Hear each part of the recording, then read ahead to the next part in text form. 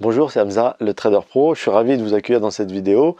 Ça faisait un petit moment que j'étais absent, mais me revoilà. Dans cette vidéo, je vais parler de la différence qu'il y a entre une IPO, une introduction en bourse, et une ICO, qui n'a rien à voir avec l'IPO d'un point de vue juridique, d'un point de vue réglementaire et d'un point de vue de l'objectif. Avant de commencer, je vous invite à vous abonner à cette chaîne et à rejoindre les centaines d'investisseurs qui augmentent de jour en jour et à activer les notifications pour recevoir les vidéos en avant-première. C'est parti. Quelle est la différence entre une IPO, donc peut-être vous en avez déjà entendu parler dans les médias. Une IPO, c'est une Initial Public Offering, c'est-à-dire que vous avez une société, une SAS, une SARL, enfin bref. Cette société a besoin de se développer. Qu'est-ce qu'elle va faire? Elle va mettre son capital qui était jusqu'à maintenant privé, elle va le rendre public. Pour ce faire, il faut qu'elle aille en bourse. Donc elle ouvre son capital à monsieur tout le monde, à celui ou à celle qui veut investir. Les différents objectifs d'une IPO sont l'augmentation de capital pour se développer, sont aussi la notoriété. Peut-être que la société avait besoin d'une notoriété, d'un petit plus pour son marketing, ou alors pour se développer à l'étranger. C'est par exemple Alibaba, quand elle a fait son introduction en bourse, la société chinoise Alibaba est partie faire son introduction en bourse à New York, aux États-Unis, sur le New York Stock Exchange.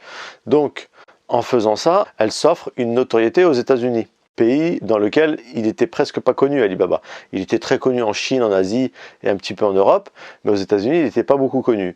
Donc, à partir de là, elle a pu s'ouvrir à un nouveau segment de marché, donc les États-Unis. Alors, la grosse différence qu'il y a entre une IPO et une ICO, qu'on verra après, c'est que c'est réglementé.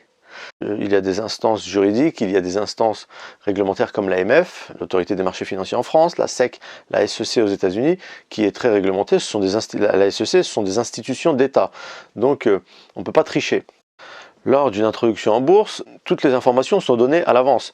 La société qui ouvre son capital donne les informations, quel va être le nombre d'actions mises sur le marché, mais aussi à quel prix, et surtout, une fois par exemple que vous avez investi, vous avez une assurance de pouvoir les échanger dans le futur sur un marché secondaire. Donc l'introduction en bourse se fait sur le marché primaire, donc c'est la première fois qu'on met des actions sur le marché, ou alors une augmentation de capital. Et une fois que vous avez introduit votre société en bourse, les échanges des actions, c'est là que vous achetez et vendez vos actions si vous tradez. Si vous ne tradez pas encore, c'est là que vous allez le faire. C'est le marché secondaire. Donc, le marché secondaire est régi également par des règles et par l'État. Ce n'est pas sans règles, on ne fait pas n'importe quoi. À côté de ça, maintenant, il y a les crypto-monnaies et les ICO, les Initial Coin Offering. Vous voyez qu'ils l'ont à peu près appelé de la même manière. IPO, ICO, voilà, ça rappelle la bourse, ça rappelle les introductions, c'est prestigieux, etc. Mais attention, c'est pas du tout la même chose. Une ICO, c'est non réglementé. Il y a un gros flou juridique sur les cryptos. C'est pas encore réglementé. Personne n'a la main dessus. Donc, il faut faire très attention. L'AMF elle-même, sur son site internet, dit les prix que l'on vous offre lors d'une ICO ne sont ni garantis.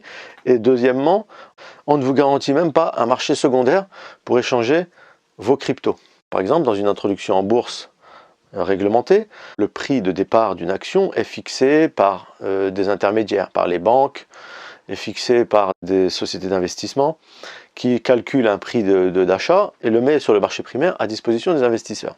Alors que dans une ICO, il n'y a aucune réglementation, il n'y a aucun intermédiaire qui s'occupe de savoir quel doit être le prix juste de cette ICO. Et pour cause, prenons la FDJ, la Française des Jeux, qui a été cotée en bourse il y a quelques temps. Vous savez que c'est une société qui commercialise des jeux de grattage et également le PMU. Donc vous savez que c'est une société qui engrange de l'argent, etc. Donc ces intermédiaires peuvent calculer un prix par action. En revanche, dans une ICO, on ne sait pas ce qu'on achète. Une ICO finance un projet. Alors ça peut être très vaste un projet. Je rappelle qu'une crypto-monnaie, en tout cas des jetons, peuvent être créés par n'importe qui. La création d'une crypto-monnaie ne nécessite pas d'avoir des compétences en informatique. Donc, si vous voulez créer une crypto-monnaie, vous pouvez le faire. En 10 minutes, vous créez des tokens sur Ethereum avec le standard ERC20. Vous pouvez créer une crypto-monnaie et après lancer une ICO sur internet ou que sais-je pour un de vos projets. J'attire votre attention dans cette vidéo sur le fait que dans les cryptos, il n'y a aucune réglementation, aucun marché secondaire garanti, aucun prix d'achat garanti. C'est même pas sûr que vous retrouviez votre argent une fois que vous avez investi dans un projet de crypto. Et c'est pour financer des projets, voilà, encore faut-il que le projet soit viable et c'est surtout à la confiance. En revanche, en bourse, c'est réglementé, vous savez que votre argent n'est pas perdu quand vous investissez, vous pouvez l'échanger sur un marché secondaire, ça vous donne des droits, vous avez des droits, donc les dividendes, des droits de vote, etc. Bon, vous n'êtes bien évidemment pas à l'abri des risques de marché, des risques de volatilité, etc. Ça, c'est inhérent à tous les marchés. Par exemple, en terminant cette vidéo, je vais sur Internet, sur des sites spécialisés comme MetaMask, par exemple, je crée une crypto-monnaie que j'appelle le Trader Pro et je vous dis investissez dans le Trader Pro Coin pour que par exemple je développe une salle de marché virtuelle ou alors par exemple que je développe une plateforme d'échange de crypto-monnaies. Voilà, j'ai rapidement fait cette vidéo parce que vous étiez nombreux à me demander et les ICO, est-ce que c'est intéressant, est-ce qu'on peut investir dans les différentes ICO, etc. Vous pouvez investir, il y a des plateformes d'échange, etc. Le Bitcoin et les crypto-monnaies sont hyper volatiles, ça monte, ça descend très vite. En ce moment, comme je l'avais dit dans ma dernière vidéo, les milliards du Covid vont devenir les milliards du Bitcoin. La Banque centrale a renfloué les banques, donc elle a prêté des milliards et des milliards.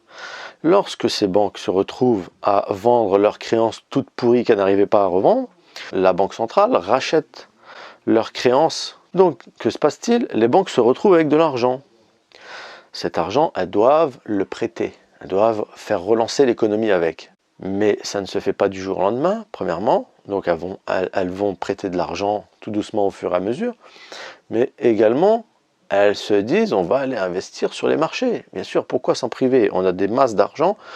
Eh bien, on sait très bien, en tant que banquier, que si on va investir sur un marché boursier, on peut gagner énormément d'argent. Et les crypto-monnaies, en ce moment, c'est quelque chose qui est très volatile et qui monte parfois très vite pour gagner beaucoup d'argent. Alors oui, les milliards du Covid, tous ces milliards prêtés, les banques s'en donnent à cœur joie en investissant sur les marchés financiers, et notamment dans les crypto-monnaies, le Bitcoin essentiellement. Soyez très prudents, faites attention. Maintenant, vous savez que IPO, c'est la bourse, ICO, c'est les cryptos, mais voilà, c'est complètement différent. N'oubliez pas de vous abonner à ma chaîne, activer la petite cloche. Je serai un peu plus présent, c'est promis, pour vous apporter du contenu. Voilà, je vous souhaite une agréable soirée ou journée, tout dépend de l'heure à laquelle vous regardez cette vidéo. Et je vous dis à très vite. Bye.